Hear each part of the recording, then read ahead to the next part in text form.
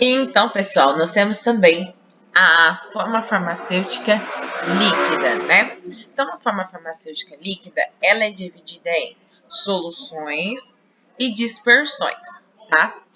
O que eu tenho que entender, né, quando a gente fala de soluções e dispersões? Primeiramente, as soluções, as bases das soluções, o veículo dela é água, tá?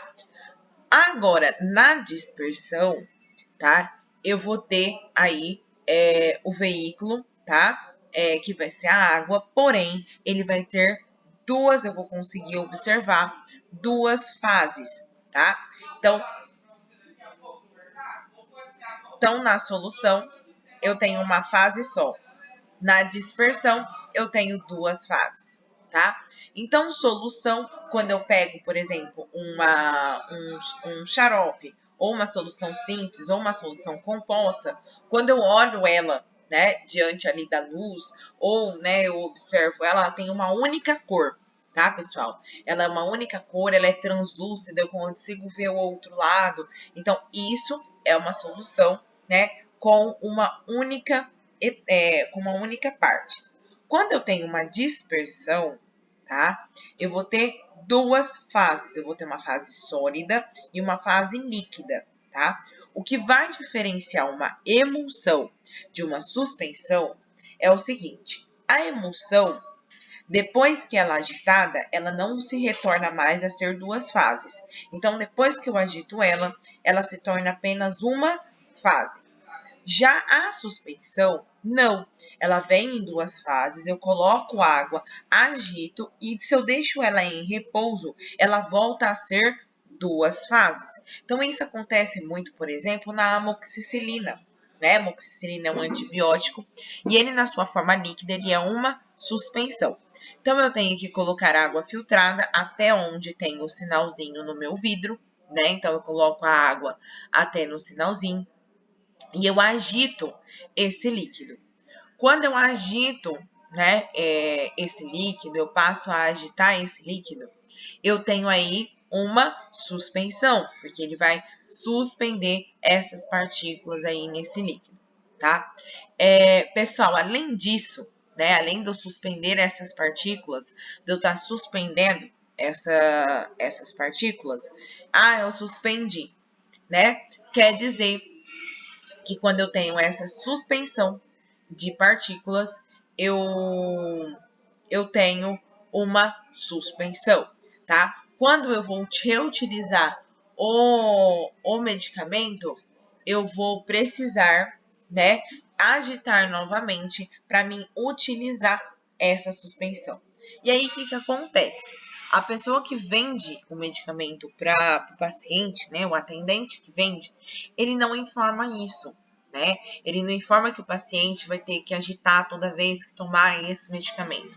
E aí, o que acontece? O que acontece é que se o paciente ele não agitar o medicamento, vai acontecer que o paciente não vai tomar o princípio ativo, tá? Ele só vai tomar uma água rala, né? Porque depois que ele tomar e ele colocar o medicamento lá em cima do balcão, ele vai voltar a formar duas fases. E aí esse líquido que fica em cima, ele só fica com a coloração, porém não é o princípio ativo, né? Então o paciente vai estar tomando o medicamento, porém de uma forma errada. Né? Olha a importância da gente falar para o nosso paciente que ele tem que, toda vez que dá esse medicamento, agitar este medicamento. Então, toda vez que nós temos uma suspensão, tá? Então, todo medicamento que ele tiver o nome aí escrito de suspensão, quer dizer que eu preciso suspender as partículas dele. Ele vai vir uma forma farmacêutica sólida, uma forma sólida e uma fase líquida, que eu preciso agitar para suspender essa parte sólida no líquido e eu ter o meu medicamento. Quando eu coloco ele em repouso, eu volto a ter duas fases. Então, separa novamente aí a fase líquida da fase sólida, tá? Então, eu tenho uma separação aí de fases, tá? Já a emulsão não, depois que eu agito ela, ela fica aí o tempo todo, ela não volta mais a se tornar duas fases, porque ela tem um agente dentro dela, um recipiente, que ele dá essa função aqui da emulsão, tá bom?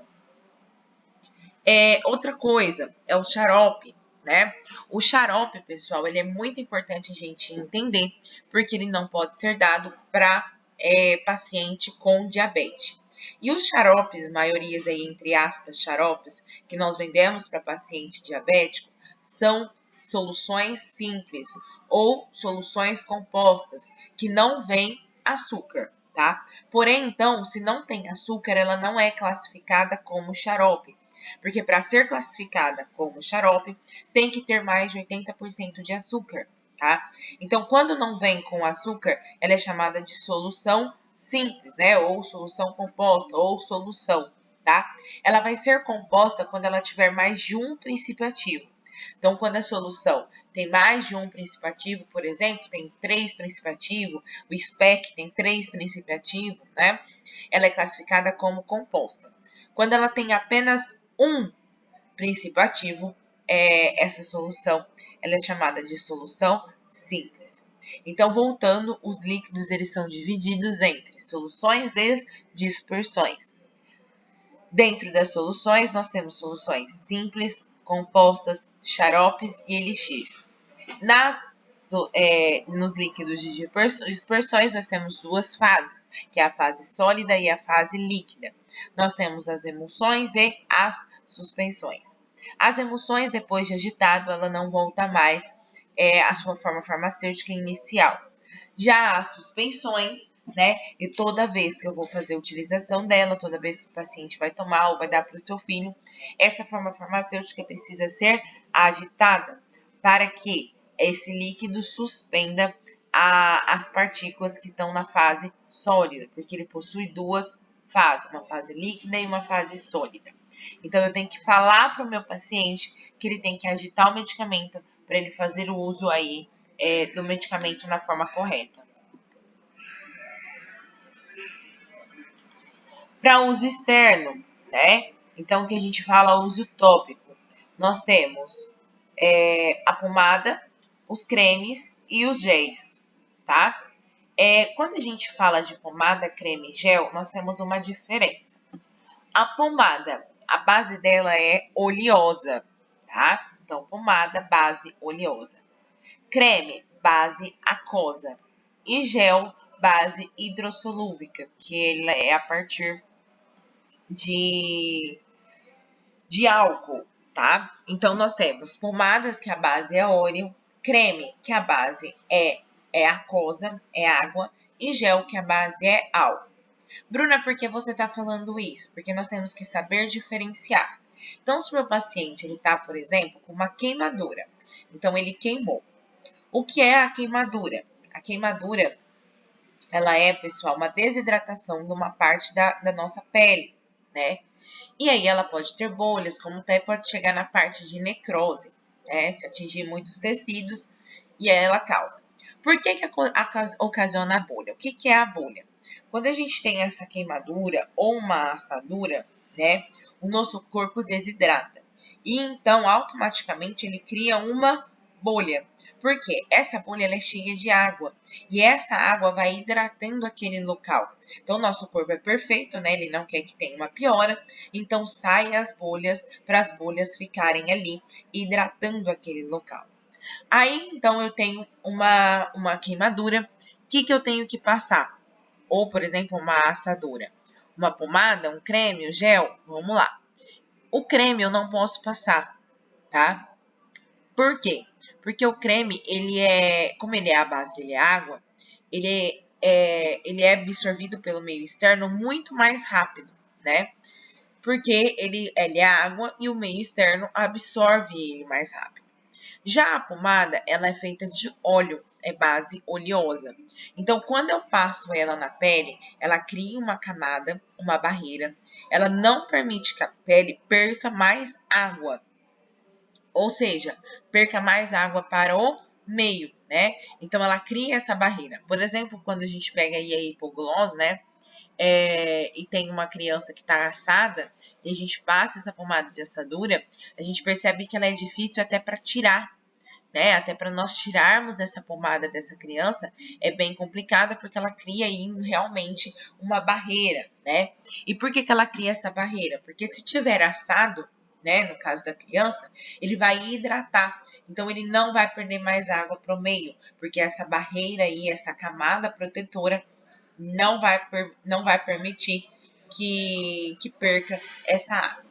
O creme ele é muito utilizado em problemas de pele, né? Então, como dermatites cutâneas, entre outros problemas, uma alergia na pele, né? Então, ele é muito utilizado nesse tipo de situação, como alergias, problemas de dermatites, né? Esse tipo de alergia, de situação, porque a base dele é a água. Então, ela é absorvida pelo meio muito rápido, né? Então tem que passar mais vezes. E ela não cria essa camada protetora, que aí já não daria certo para no caso da queimadura, porque a queimadura ela tem que ter uma capa protetora para proteger e para hidratar essa pele. O gel, a base dele é álcool, então ele resseca.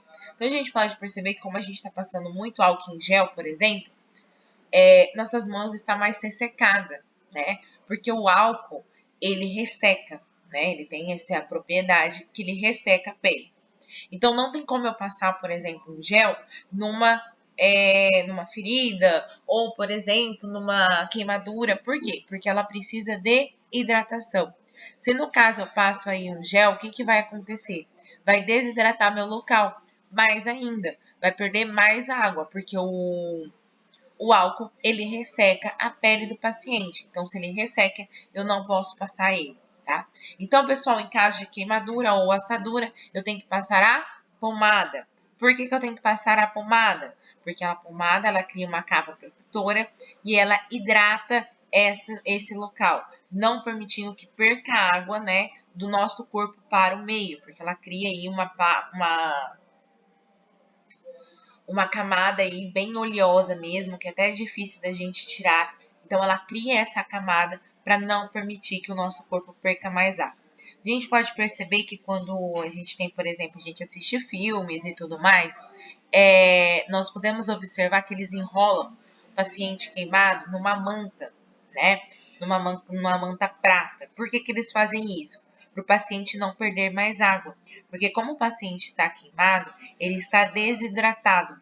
Então, aquela manta, ela mantém a temperatura do corpo e ela não permite que o paciente perca mais água, tá? Porque o paciente que está com uma queimadura ou que está com o corpo muito queimado, ele já está desidratado. Porque para acontecer a queimadura, né, ou a assadura, quer dizer que o corpo perdeu água, tá? E a célula perdeu água. Então, a célula, para ela voltar a trabalhar, para ela voltar a ter a função, ela precisa ser o quê?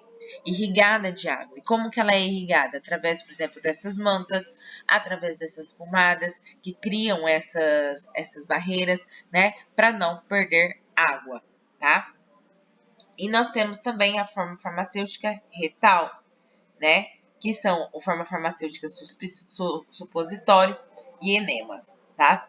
O supositório, pessoal, ele é muito bom, principalmente quando tá com muito vômito, né? Então a gente tem aí um supositório, que é o supositório de Novalgina, que ele é para febre. Então, quando a criança ela tá com muito vômito, tudo que cai no sistema gastrointestinal dela, né, e a forma enteral não dá certo, nós temos que passar pela forma farmacêutica de supositório, tá? Que facilita aí esse paciente, né, essa criança não vomitar, e aí a gente abaixa a febre. Depois que abaixou a febre, a gente volta aí com o sistema enteral, que vai ajudar, né, o paciente a deglutir e tudo mais. Porém, quando ele está em vômito, não adianta. Outro supositório muito conhecido é o supositório de glicerina, né? A glicerina ele é um laxante, não um purgativo, né? O que é um purgativo? O purgativo é aquele que age na parede do intestino para fazer força, como por exemplo, o lactopurga, né? Ele é um purgativo. Ele contrai a parede aí do intestino, fazendo que saia as fezes. Já o laxante não. O laxante ele vai derreter as fezes, né? Então vai sair as fezes ali e aí só vai derreter para o paciente fazer as fezes. Então, a gente tem vários supositórios, a glicerina, ela é uma delas, e ela é classificada aí como um laxante. E os enemas são para lavagem, tá? Lavagens intestinais, é muito utilizado os flit enema, né? Então, o paciente está há muito tempo aí sem ir ao banheiro, então é realizado aí uma lavagem, então é utilizado o flit enema para lavagem.